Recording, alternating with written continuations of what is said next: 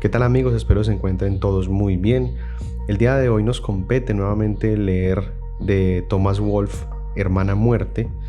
Hoy vamos a tener el capítulo 3 y 4. Así que sean todos cordialmente bienvenidos, espero que lo disfruten y se queden hasta el final. Comencemos. Hermana Muerte de Thomas Wolfe, capítulo 3. La segunda vez que vi la muerte en la ciudad, esta se presentó de noche, en invierno, y de una manera totalmente diferente. Hacia la medianoche de un día todavía cruelmente helado de febrero, cuando la luna se alzaba con su frío ardor entre el azulado resplandor de los cielos congelados, un grupo de hombres se había apiñado sobre la acera de una de esas calles confusas y angulosas que desembocan en la Séptima Avenida, cerca de Sheridan Square. Aquella gente se encontraba al pie de un edificio nuevo que se estaba construyendo y cuya fachada seguía inconclusa y vacía bajo la luz opaca y lívida. A unos pocos metros, sobre el bordillo de la acera, el vigilante del edificio había encendido un fuego dentro de una vieja papelera y ahora ese fuego ardía y azotaba el aire helado entre llamaradas y crepitaciones, a la vez que de vez en cuando se acercaban algunos de los allí reunidos para calentarse las manos. Sobre la acera helada, al pie del edificio, yacía un hombre tendido de espaldas, y un interno del hospital, con los tubos de un estetoscopio metidos en las orejas, se encontraba arrodillado a su lado, auscultando con su instrumento aquí y allá sobre el poderoso pecho descubierto del hombre. Junto a la acera había una ambulancia, el motor palpitando con un ronroneo suave y tenue que de alguna manera resultaba aciago. El hombre tendido en el suelo tenía unos 40 años y figura pesada y torpe, la complexión brutal y poderosa del vagabundo profesional. Parecía como si la violencia salvaje del clima, la pobreza y la degradación física hubieran dejado su cuño de hierro en la superficie magullada y atónita de su rostro durante los años en que el vagabundo había recorrido la nación de un extremo a otro. Pero ahora las facciones del hombre reflejaban la leyenda de los cielos vacíos e inmensos y las terribles distancias, la leyenda de los raíles pulidos y la locomotora, del óxido y el acero, la leyenda de toda tierra salvaje, indómita y solitaria. El hombre que yacía en el suelo, inmóvil y sólido como una roca, tenía los ojos cerrados y sus rasgos poderosos se erigían con la actitud rígida e impasible de la muerte. Todavía estaba vivo, pero uno de los lados de su cabeza, en la sien, mostraba un golpe, una terrible herida abierta que se había hecho mientras vagaba borracho por el edificio, casi ciego debido al alcohol barato. Había caído de bruces sobre una pila de vigas de acero, una de las cuales le perforó la cabeza. La gran mancha oscura de la herida se había derramado por un lado de su cara hasta el suelo, pero ya casi no sangraba, y en el aire helado se coagulaba a toda prisa. Le habían abierto el harapo sucio que tenía por camisa y su pecho también parecía abotagarse con la misma inmovilidad rígida e impasible. Ningún movimiento indicaba que estuviera respirando. Yacía como tallado en roca y nada, salvo un leve y mórbido tono rojizo, ardía en su ancho y pesado rostro. Sus manos estaban agarrotadas en cada costado. Había perdido su viejo sombrero y su cabeza calva quedaba así expuesta. Aquella cabeza calva, con su delgada franja de pelo a cada lado, le confería un toque final de dignidad y poder a su recio rostro. Un toque de fuerza y sobrio decoro como el que uno ve en los rostros de esos hombres poderosos y calvos en los trapecios del circo, esos que hacen siempre el trabajo duro. Nadie, de entre los que habían reunido alrededor del muerto, demostraba emoción alguna. Por el contrario, todos permanecían allí de pie mirándolo en silencio, con una curiosidad permanente y pese a ello, fría, como si en la muerte del vagabundo hubiera algo casual y predecible, algo tan natural que ni siquiera producía sorpresa, lástima o pena. Uno de aquellos hombres se dirigió al que tenía a su lado y, sonriendo levemente, le dijo en voz baja pero firme: «En fin, es lo que les pasa a todos estos al final, tarde o temprano lo mismo, nunca falla. Entretanto, el joven interno del hospital seguía su exploración. Un policía de rostro oscuro y rotundo, con la piel picada, llena de arrugas, se hallaba de pie junto a él, vigilando la escena con calma mientras hacía balancear a su porra, rumiando lentamente goma de mascar. Varios hombres, incluyendo el vigilante nocturno y el vendedor de periódicos de la esquina, observaban en silencio. Una chica y un chico, ambos bien vestidos pero con un aire insolente y algo vulgar en su manera de hablar y gesticular, lo que daba a entender que se hallaban un palmo por encima de los demás en educación y posición social, como los universitarios jóvenes, esa gente joven de las ciudades, esa gente joven del village, pintores, escritores, dramaturgos, esa gente joven de la generación de posguerra, contemplaban al hombre. Lo observaban con la misma curiosidad y mucha menos piedad de la que uno mostraría ante un animal moribundo. Se reían a carcajadas, charlaban y gesticulaban con una desdeñosa y repugnante falta de sensibilidad que resultaba horrible, tanto que me dieron ganas de reventarles la cara de un golpe. Habían bebido pero no estaban borrachos. Algo cruel y desagradable ardía de manera infame en sus rostros, aunque no se trataba de algo deliberado. Era tan solo una forma de apatía, hecha de arrogancia, incluso ostentosa. Tenían una asombrosa consistencia literaria, como si acabaran de salir de las páginas de un libro, como si existiera una nueva e inhóspita raza de jóvenes sobre la faz de la tierra, nunca antes vista por el hombre, una raza sin corazón, sin tareas reales, a las que le hubieran extirpado las antiguas tripas de la misericordia y la pena, como si se hubieran liberado de algo pasado de moda, algo demasiado sentimental. La amargura de aquellos jóvenes parecía nacer de su lúgubre voluntad, de su propio orgullo, y sus conversaciones parecían haber sido escritas previamente en clave. Estaban llenas de rápidas alusiones, pequeños giros y excentricidades, sutiles, sobre cosas de las que solo ellos estaban al tanto, salpicadas con todas las señas de identidad del argot que por aquella época cultivaba esta clase de gente, genial, grandiosa, sencillamente regio. ¿Dónde podríamos ir a estas horas?, preguntó la chica. ¿Estará abierto Louis? Me parece que sí era a las 10. La chica era muy guapa y tenía una bonita figura, pero sin las curvas de la plenitud. En aquellos cuerpos, corazón y alma, no había un ápice de madurez.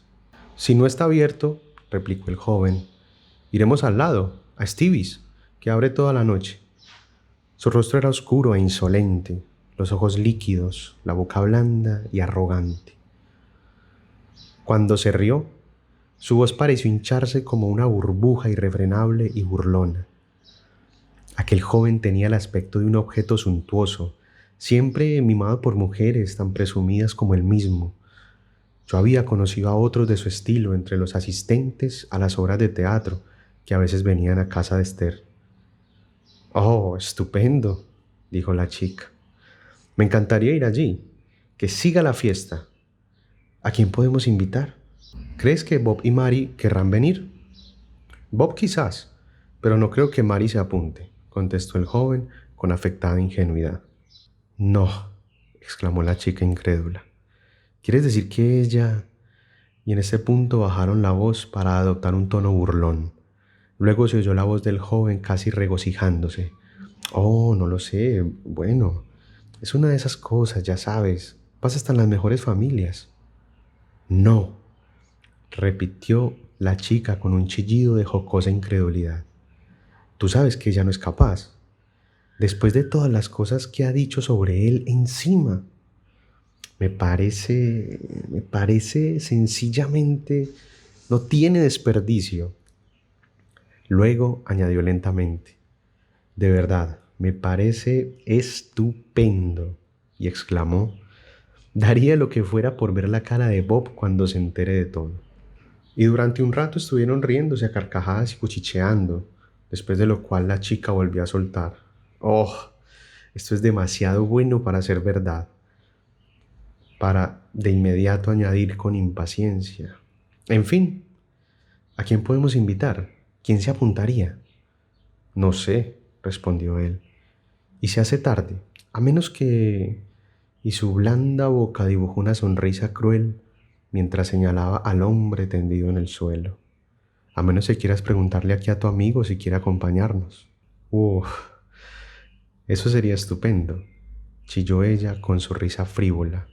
Luego, solo por un instante, contempló con rostro serio aquella silenciosa figura que yacía en el pavimento. Me encantaría. ¿No sería fantástico si pudiéramos llevar a alguien así con nosotros? Bueno, dijo el joven con voz suave y meliflua, mientras miraba al muerto y la risa se inflamaba dentro de él. Lamento decepcionarte, pero no creo que nuestro amigo esté en condiciones de acompañarnos. Parece que se levantó con dolor de cabeza esta mañana y se echó a reír, una vena hinchándose en su cuello. ¡Basta!, gritó la chica soltando un ligero chillido de reproche. No seas malo. Yo lo encuentro muy tierno. En serio que me parecería maravilloso poder llevar a alguien como él a una fiesta. Da la impresión de que era una persona estupenda, de veras. En fin, ya sabes qué suele decirse, dijo el joven con aparente dulzura, pero riéndose. Fue un gran tipo mientras pudo. Venga, añadió, será mejor que nos vayamos. Me parece que estás intentando ligar con él. Y así, entre carcajadas, se alejaron por la calle. Muy poco después, el interno se incorporó y pronunció unas breves y enfáticas palabras delante del policía, que se puso a garabatear algo en su libreta. El interno se acercó a la cuneta para trepar a la parte trasera de la ambulancia y se recostó en un asiento con las piernas estiradas, una encima de la otra, mientras le decía al doctor: Eso es todo, Mike, vámonos. La ambulancia se deslizó suavemente antes de doblar la esquina a toda velocidad con un lento tañido de campanas. Entonces, el policía dobló su libreta, se la metió en el bolsillo y volviéndose hacia nosotros repentinamente, con una expresión de agotamiento en su rostro pesado, oscuro y nocturno, estiró los brazos y comenzó a empujarnos suavemente, a la vez que nos decía con un tono de voz tan paciente como exhausto: Muy bien, muchachos. Es hora de irse, venga, se acabó, vamos. Y obedeciendo sus órdenes nos dispersamos. Mientras, el muerto seguía allí tendido de espaldas, sólido como una roca, ya rígido y tenso, el pecho descubierto en una quietud terrible, muy digno y al mismo tiempo atroz bajo la luna. Esa fue la segunda vez que vi a la muerte en la ciudad. Capítulo 4. La tercera vez que vi a la muerte en la ciudad ocurrió de la siguiente manera. Una mañana de mayo del año anterior iba de camino al norte por la Quinta Avenida. Era un día glorioso, resplandeciente. La inmensa y delicada luz del vasto y desvaído cielo azul se mostraba firme, casi palpable. Parecía respirar, transformarse, ir y venir en una telaraña imbricada de magia iridiscente y cristalina, como si sus destellos jugaran en las aguas de las gigantescas y relucientes torres, en el resplandor frontal y la elevación de aquellos tremendos edificios, y sobre la muchedumbre que avanzaba por la calle como una ola incesante, con vívidas y variopintas zonas de luz y color, como si la luz estuviera brillando en un lago de zafiros. Desde ambos extremos de la calle hasta donde alcanzaba la vista, la multitud surgía en una convulsión lenta y sinuosa, como un enorme reptil de brillantes ojos.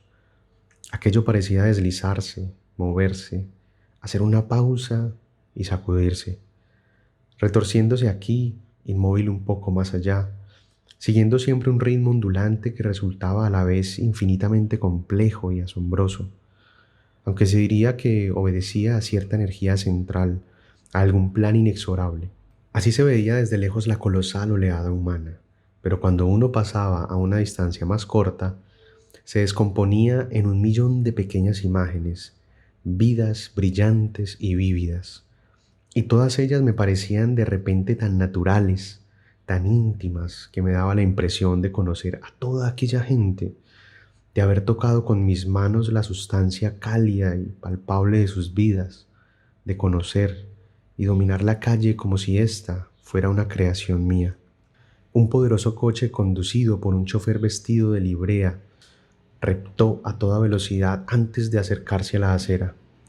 Un portero uniformado de alguna tienda de lujo corrió con obsequios prisa y le abrió la puerta a una de esas bellezas ricas de las capas más altas de la sociedad. La mujer se bajó rápidamente con un brioso y cortante movimiento de sus pies bien calzados y sus esbeltos tobillos. Lanzó unas pocas órdenes frías e incisivas a su atento chofer y luego atravesó a paso ligero la acera en dirección a la tienda. Con un contoneo de sus caderas bien formadas, pero más bien entalladas, y una mirada impaciente en su pequeño rostro adorable pero endurecido. Para ella, todo aquel asunto de la seducción, la atracción y el ornamento que eran la razón de su vida, la constante preocupación por vestir sus piernas de la manera más favorecedora y acomodar sus pequeñas y sólidas nalgas del modo más persuasivo, siempre en sesiones de maquillaje, depilación, peluquería, perfumería y manicura, hasta que olía como una flor exótica y brillaba como una joya costosa y única. Todo era un trabajo tan duro como el que su marido hacía para conseguir dinero, y por tanto, una cosa que no debía ser objeto de menosprecio o burla en caso alguno. En ese momento, una chica también adorable, pero más dulce y sencilla, venía caminando por la acera como una mancha de vibrante color. La bufanda roja o azul, el sombrero gris, el pelo rubio y rizado mecido por suaves brisas, los ojos claros, inefables y luminosos, dotados de una potencia y una salud felinas, y los muslos delicados y ondulantes en largas zancadas, los pechos firmes, sincronizados con cada paso que daba, la boca retocada por una vaga y tierna sonrisa.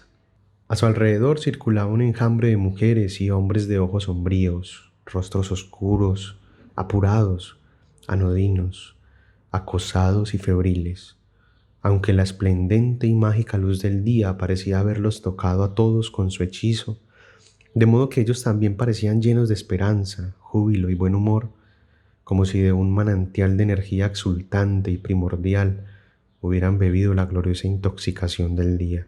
Mientras en la calle los coches iban taladrando el aire con su vuelo de escarabajos, mientras los policías de rostro colorado, de pie como torres en medio de la calle, los obligaban a detenerse, a ponerse en marcha o a frenar en seco con movimientos imperiosos, al cabo, incluso el caliente hedor de los motores, el olor a aceite, gasolina y caucho gastado parecía maravilloso, mezclado como estaba con la fragancia cálida y terrenal de los árboles, la hierba y las flores del parque cercano. La calle entera estallaba de vida ante mí, como le habría ocurrido a cualquier otro joven del mundo en ese mismo instante. En lugar de verme aplastado, asfixiado bajo el resplandor arrogante hecho de poder, riqueza y multitud, que bien podría haberme tragado como un átomo indefenso, sin dinero, sin esperanza, sin nombre, la vida se me presentaba como un desfile glorioso y un carnaval, una fastuosa feria en la que me movía con certidumbre y júbilo. En ese momento, en el parque a la vista, ante la imagen de los árboles más allá del juego rutilante de los automóviles, me detuve y empecé a mirar con un interés particular a la gente que trabajaba en el edificio que se estaba construyendo al otro lado de la calle. No era un edificio muy grande, ni tampoco muy alto. Tenía solo 10 plantas, con sus vigas de acero recortadas contra el aire cristalino, con una sutil delicadeza, como si en aquel crudo esqueleto se pudiera leer ya la futura elegancia y el estilo del edificio. Pues yo sabía que aquel edificio estaba destinado a albergar la sede de un gran negocio conocido como Stein and Rosen, y, al igual que esa gente que se precia de haber estrechado alguna vez la mano de John L. Sullivan, me invadió una sensación de gozo, orgullo y familiaridad en cuanto lo vi, ya que la hermana de Esther era la vicepresidenta de aquella gigantesca tienda, y de los alegres labios de Esther había oído a menudo las fabulosas historias de lo que ocurría a diario en ese lugar. Me hablaba de las esplendorosas procesiones de mujeres ricas que iban allí a buscar sus finas prendas, de las actrices, bailarinas, esposas de millonarios, mujeres de la industria del cine y de todas las famosas cortesanas que pagaban al contado y que pondrían sobre la mesa la fortuna de un reino en billetes de $1000 a cambio de un abrigo de piel de chinchilla. Y me hablaba también de las estupendas historias que aquellas figuras legendarias contaban. A través de los portales de aquel templo pasaban durante el día las mujeres más ricas del país, también las meretrices más conocidas, y una princesa exiliada había llegado allí para vender su ropa interior, y una duquesa arruinada les había ofrecido su perfumería, y el señor Rosen en persona bajó a recibirlas. Hizo una venia hasta la cintura, extendió su larga y firme mano, sonrió y sonrió con sus dientes grandes y perlados, mientras sus ojos no dejaban de recorrer la tienda de un lado a otro. Llevaba pantalones a rayas y caminaba de acá para allá sobre sus finas alfombras, espléndido como un toro bien alimentado, o como ese caballo del libro de Job que escarbaba la tierra y no se amedrentaba con el sonido de las trompetas. Y a lo largo del día requerían en todo el lugar a la hermana de Esther, que rara vez hablaba y menos sonreía. No podían arreglarse sin ella y solicitaban su ayuda en todas partes. Las mujeres ricas exigían su presencia y las famosas cortesanas pedían entenderse solo con ella. Y cuando la chica se acercaba, ésta le decía: quería hablar contigo porque las demás no saben nada. Tú eres la única que me entiende. Eres la única con la que se puede hablar aquí. Cosa que no era del todo cierta, pues ella nunca hablaba. Pero aquellas mujeres querían tenerla cerca, confesarse ante ella, verter sus palabras en su silencio. Sus enormes ojos las interpelaban, las incitaban a hablar, mientras Rosen sonreía. Así, mientras el enjambre humano de la tierra se apiña alrededor, yo pensaba en todas estas cosas y en aquella gente. Pensé en el señor Rosen, en Esther y en su hermana, y en 1000 momentos extraños y secretos de nuestras vidas. Pensé en cómo el polvo del primer César serviría ahora para encalar una pared y en cómo nuestras vidas están en contacto con todos aquellos que alguna vez vivieron. Cómo cada oscuro momento, cada vida oscura, cada voz perdida y cada paso olvidado seguían vibrando en algún lugar del aire que nos rodeaba. Harto curiosa semejante consideración. No, por Dios, en absoluto. Los paseos que recorrían la calle traían ecos del polvo de Italia. Aún así, los Rosen seguían sonriendo. Y me pareció que toda la vida multitudinaria de esa tierra era como una gran feria. Allí estaban los edificios de la feria, las tiendas, los puestos callejeros, las tabernas y los lugares de ocio. Allí estaban los lugares donde los hombres vendían, compraban y comerciaban, comían, bebían, odiaban, amaban y morían. Allí estaban los millones de modas que todos suponían inmortales. Allí estaba la ancestral y eterna feria, en la noche desprovista de gente, vacía y desierta.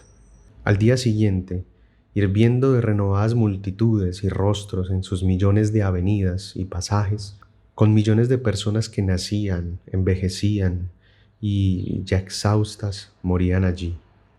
Nadie oye las enormes y oscuras alas que baten el aire sobre sus cabezas. Todos piensan que su momento durará para siempre.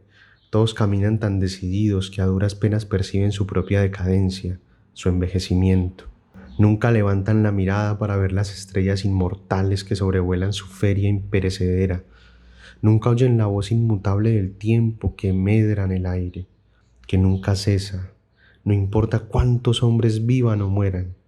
La voz del tiempo se oye a lo lejos, remota, y sin embargo contiene toda la voz de 1 millón de vidas notables en su murmullo. Se alimenta de la vida y sin embargo vive por encima de ella, apartada. Allí estaba la feria, el flujo inamovible, el cambio sin cambios, el movimiento inmutable, la eternidad de la tierra hechizada por la brevedad fantasmal de nuestros días. De modo que al observar el entramado hueco del edificio en medio de aquel día luminoso, consciente de que las limpias vigas de acero y los bloques chatos de fino granito que ya se alzaban en la base de lo que sería la fachada, y que, con su esbelta elegancia, eran como las caderas de las mujeres a las que el edificio proporcionaría sus adornos, habían sido extraídos mágicamente de la sustancia de los hábitos monacales de París, destilados de los más delicados perfumes del mundo, moldeados por la astucia del cerebro humano y por la magia de las manos de una mujer. Todo aquello me pareció bueno y maravilloso. Pues por encima, más allá y a través de la telaraña de acero, y sobre la oleada palpitante de vida en la inmensa avenida, por encima del flujo rutilante y la ondulación de la gran feria, vi de repente la imagen luminosa del rostro delicado y alegre de mi amante, con toda su noble belleza. Y fue como si la imagen de aquel único rostro pudiera darle al gozo una lengua, una certidumbre a todo el poder y la felicidad que sentía, resumidos en aquel pequeño óvalo, hasta que una sensación de triunfo y fe ingenuos me arrebató de tal modo que me creí capaz de comer y beber toda la ciudad, de poseer la tierra entera.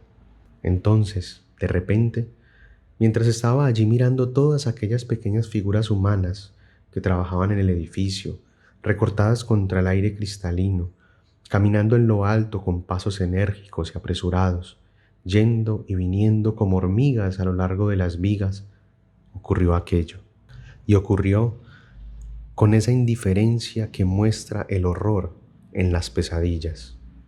9 plantas por encima del suelo, una pequeña figura iba atrapando en un cubo los tornillos o remaches de acero al rojo vivo que el hombre de la forja le arrojaba con unas pinzas.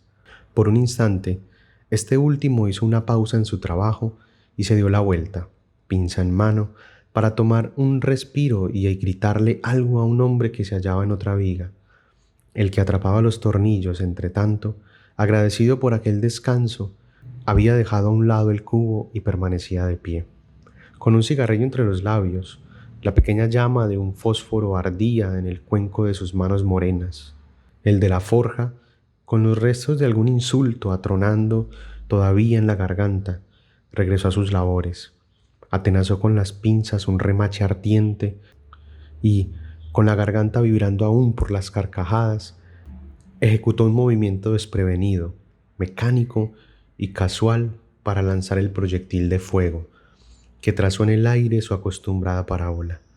El grito estalló entre los ecos de sus propias risas, transmitiendo el terrible mensaje del error humano al amasijo de precisas máquinas que circulaban por la calle. Lo que gritó fue «¡Cristo!», y ante esa palabra, utilizada solo de vez en cuando para el amor y la misericordia, los ojos aterrados de los otros hombres siguieron la trayectoria de la muerte que zumbaba en dirección al compañero. Incluso en los escasos metros de vida que todavía le quedaban, el cuerpo tuvo tiempo de efectuar varios movimientos. Dio media vuelta, las rodillas se doblaron como preparándose para saltar al vacío, los hombros vacilaron, las grandes manos morenas en un gesto inútil e incompleto, como intentando agarrar el cubo.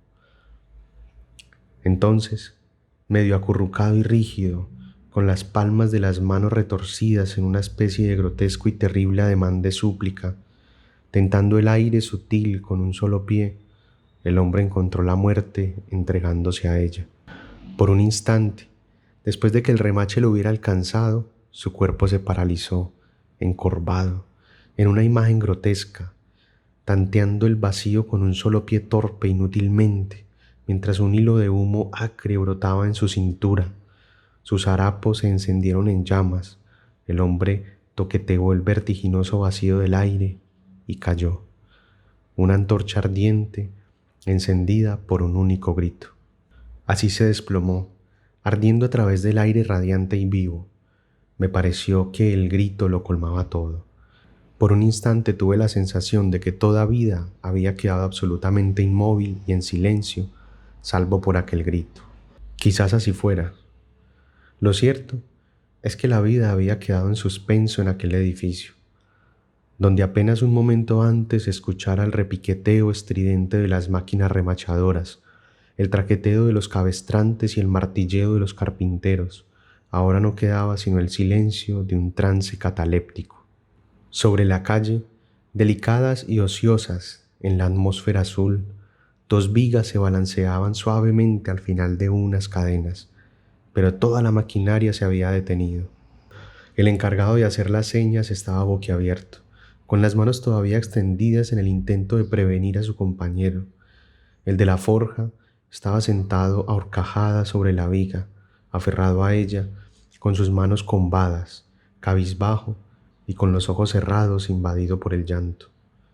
El cuerpo había caído como una bola de aceite en llamas sobre la estructura de madera que cubría la acera, antes de rebotar en dirección a la calle. Enseguida la ilusión del silencio congelado que aparentemente había tocado al mundo entero se rompió de golpe. La multitud, que en la ciudad parece haber sido creada de la nada, que parece haber brotado de la tierra como una cabeza de gorgona para cada calamidad, ya se había agolpado en el lugar donde el hombre cayera poco antes. Varios policías estaban allí, empujando, maldiciendo, abriendo a empellones aquel grueso anillo que hacía pensar en un grupo de moscas carroñeras que rodearan algo muerto o dulce. Y todos los fastuosos coches en la calle que se habían detenido en el semáforo volvieron a ponerse en marcha. Por un momento hubo una amenaza de atasco, una interrupción de aquel inevitable flujo, pues varias de las unidades humanas presentes en los escuadrones más adelantados de automóviles y que por tanto habían presenciado el accidente, bajo los efectos de la fuerte droga del pánico, se negaron a hacer avanzar sus máquinas.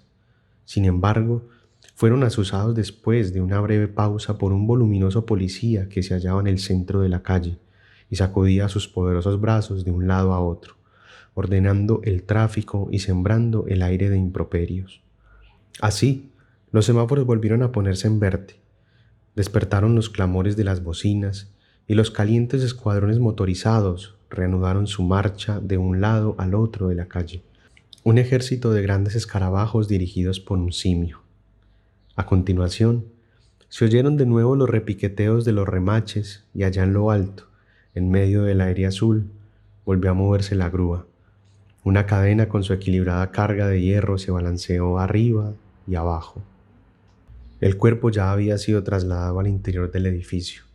Los policías cargaban como toros contra la insistente muchedumbre con la intención de dispersarla.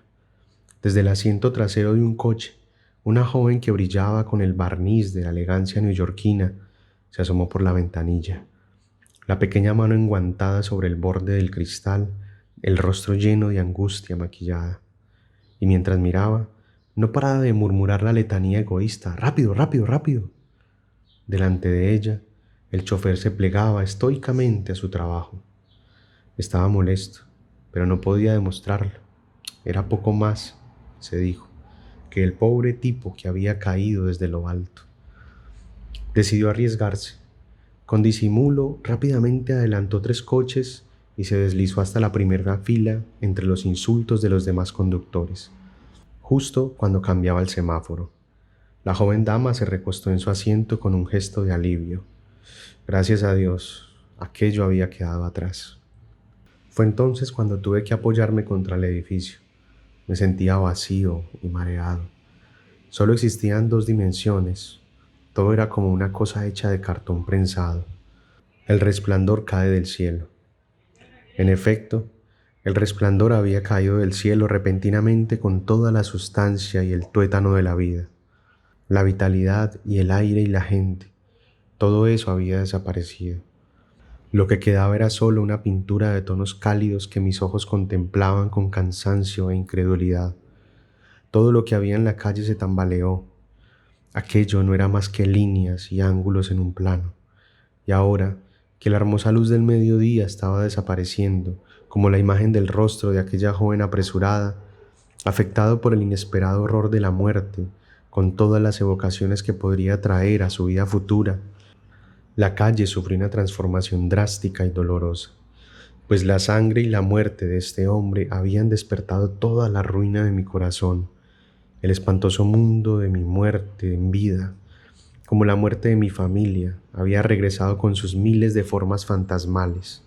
En la imagen de aquel rostro muerto, del obrero anónimo, se ocultaba toda la piedad, que habría de morir a pesar de ser imperecedera.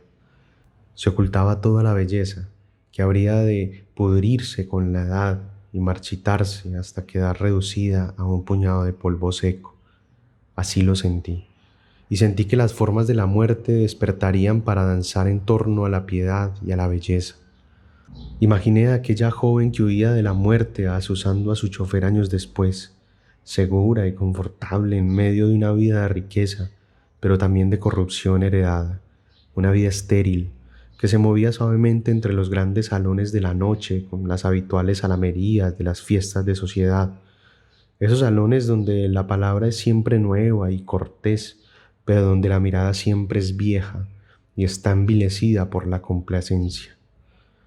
La imaginé sonriente y a la vez triste en aquel mundo de muertos distintos, de muertos infames, poderosos, insaciables, dueños de tantas muertes ajenas, muertos en los andamios, muertos en las carreteras, muertos en el barco de carga hundido. Intenté estrangular con mis manos de odio aquel cambiante mundo de formas y fantasmas futuros, pero no pude. Palabras, susurros, carcajadas, ni siquiera un gramo de carne. Todo el tapiz inmenso y dinámico de aquel mundo cruel y fantasmal me resultaba impalpable, aunque pendía sobre mi cabeza. Pero volví a la calle y a la vida presentes. A mi alrededor la gente seguía en movimiento y lucía el sol, y de pronto pude volver a ver el rostro de mi amada entre la multitud. Dos hombres se apartaron de la muchedumbre, que empezaba a dispersarse, y mientras cruzaban la calle, uno de ellos dijo en tono grave: «Diablos, esa chica, ¿la has visto? El bulto estuvo a punto de caerle encima, se desmayó». El otro, un momento después, y adoptando un tono más confidencial, añadió: «Y claro, con este ya van 4 que se caen de ese edificio, ¿lo sabías?». El primero se detuvo como golpeado por la verdad, murmurando: «¿De veras? ¿El cuarto?». Luego, con sus manos delgadas y lentas, se tapó la cara un instante, como en un gesto meditativo, hasta que suspiró profundamente y, antes de apartar las manos y ponerse a andar de nuevo, musitó algo que no pude oír, una oración quizás. Mientras se alejaban, yo mismo me pregunté por qué durante unos instantes. ¿Cuánto tiempo había pasado en realidad?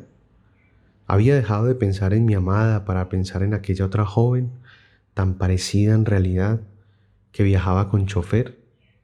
¿O tal vez había creído, en medio del estupor que provoca la muerte, que ambas eran una sola?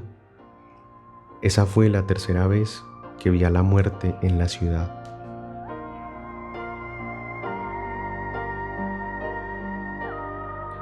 Así culminan el capítulo 3 y 4 de Hermana Muerte, esta novela corta, este libro breve del escritor estadounidense Thomas Wolfe.